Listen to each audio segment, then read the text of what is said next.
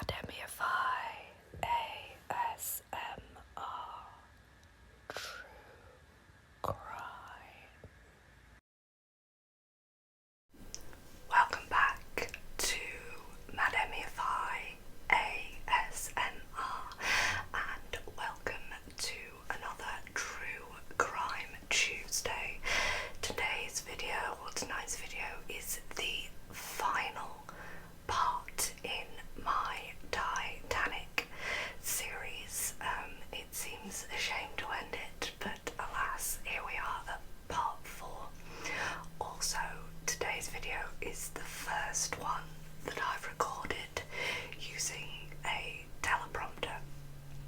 Now, I had all sorts of amazing plans of how good this was going to look, but I may still have to look down slightly because the setup I've managed to make is slightly weird. This is very much a test, so thank you so much for bearing with me. I hope that it turns out alright and it leads to hopefully a more enjoyable experience with future True Crime Tuesdays without the noise of the paper and stuff like that.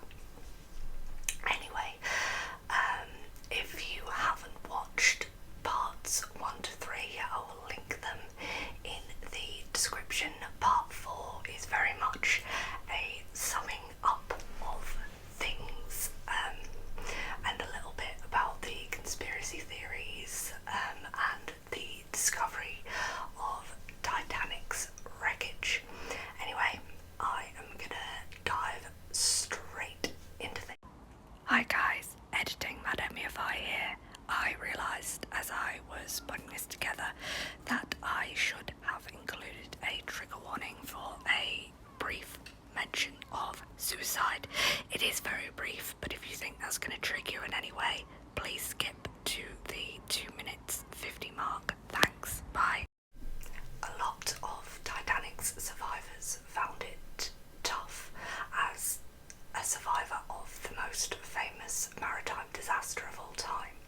The survivors found themselves having to carry the burden of both explaining the tragedy to the world and also having to justify why their life was spared over others.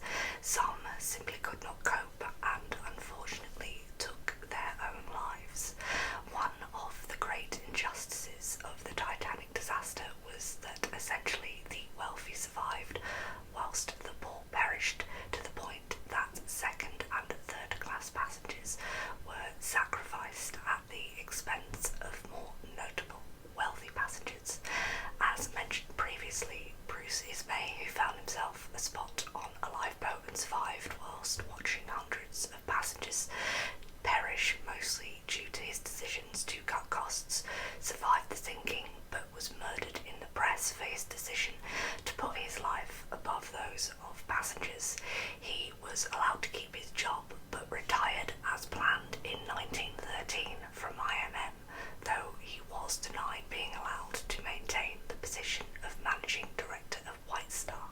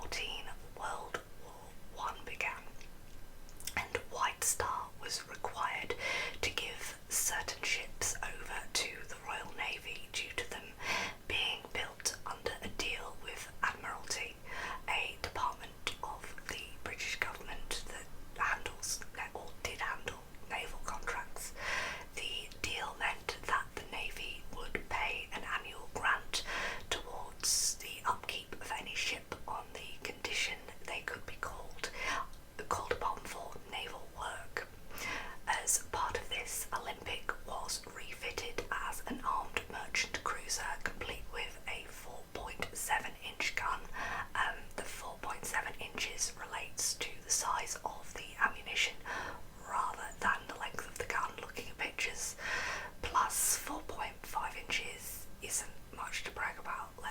Let's be honest here.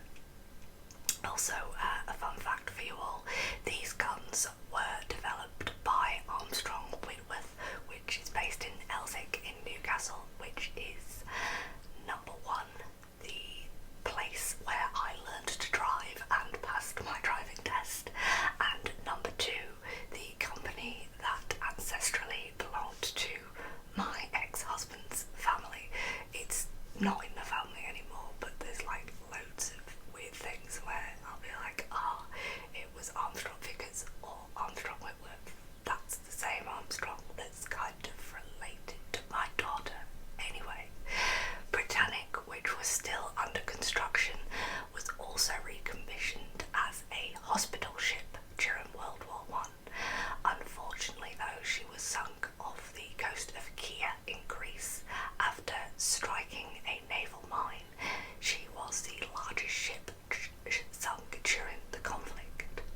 Olympic was the only surviving Olympic-class White Star liner. An interesting fact is that most of the pictures of Titanic are actually of Olympic, as the two ships had such a similar interior, and Titanic was never actually in service or open to the press for long enough to get any pictures, so in a lot of publications it's actually pictures of Olympic. Following on from World War One, White Star was given to former German liners under the terms of the Treaty of Versailles. These were the SS Bismarck, which was renamed Majestic, and the SS Columbus, which was renamed Homeric. Majestic became the company's flagship. There was a boom in transatlantic emigrant trade, which White Star benefited from.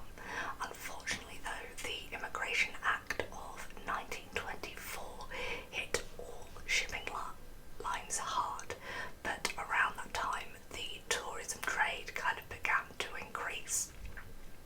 By 1928, White Star began building a new Oceanic, but this ship was said to be a motor ship.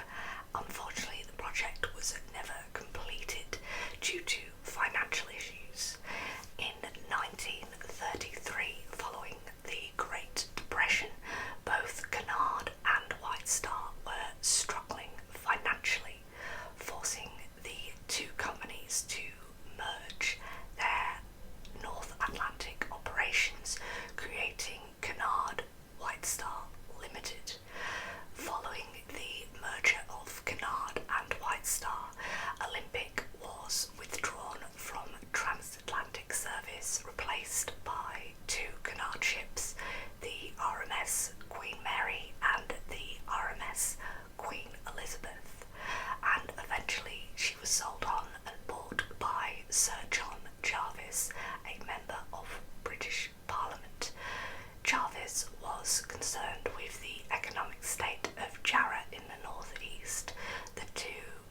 The town had suffered badly due to the Great Depression, which saw the closure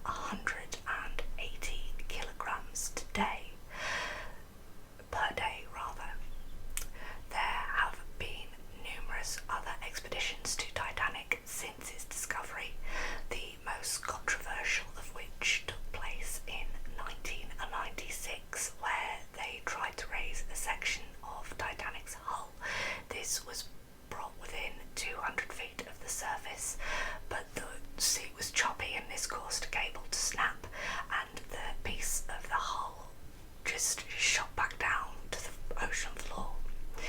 A second successful attempt was made in 1998, but no further attempts to salvage any part of Titanic have been made. Director James Cameron has made several expeditions to the Titanic, the last one being in 2005. In the year 2000, 28 dives of the wreckage were carried out and 800 items were recovered, including perfume vials and watertight door keys. In the early noughties, it was discovered that Titanic had its own ecosystem below the ocean, with several species of animal and plant not found anywhere in the world inhabiting the wreck.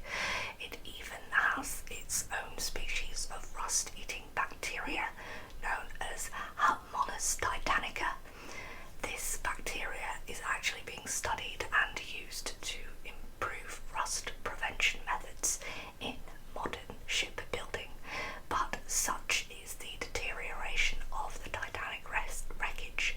Some scientists believe that within the next 30 years the hull will have collapsed entirely, leaving only the more durable fittings on the sea floor. In fact, dives in 2019 found further deterioration, including the loss of the bathtub from the captain's room. It's not all doom and gloom. As of April the 14th, 2012, Titanic has fallen under the protection of the UNESCO Convention on the Protection of Underwater Cultural Heritage, meaning that the wreck can't be commercially exploited, and it also prevents the sale of any part of the wreck or any artefacts retrieved from the wreck. Then in 2020, the UK and the US signed a joint agreement of protection for the wreckage. There was some controversy though in 2020 when a judge ruled to allow salvage firm RMS Titanic Inc. to cut into the ship to recover and remove the ship's Marconi telegraph machine. This was particularly controversial as it involved cutting away parts of Titanic, and there is still some speculation that the Titanic could hold bodies still of some of the victims, and they may be preserved because of the low oxygen.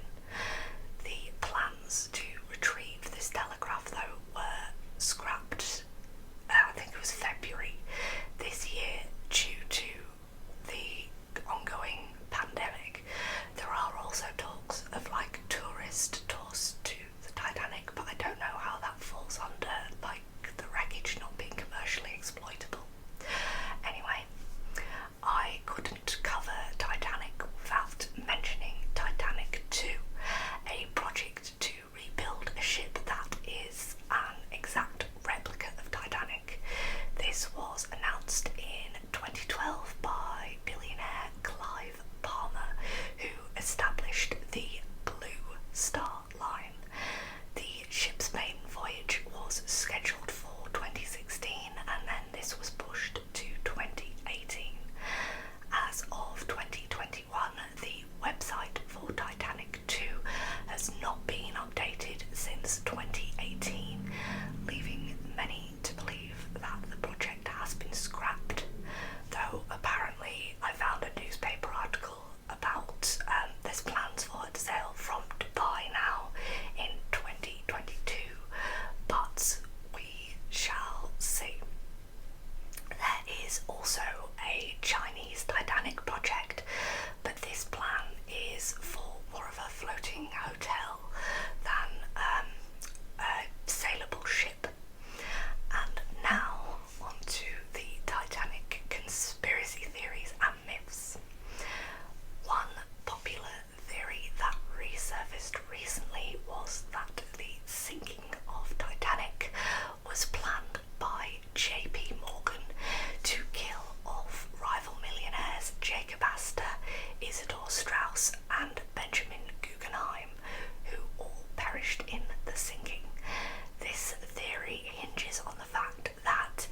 JP Morgan had originally planned to travel on Titanic, but changed his plans at the last minute. According to this theory, Morgan wanted these men gone as they were opposed to the creation of the Federal Reserve. Though history tells us that Strauss actually did support the creation of the Federal Reserve, and Astor and Guggenheim's opinions on the matter were unknown.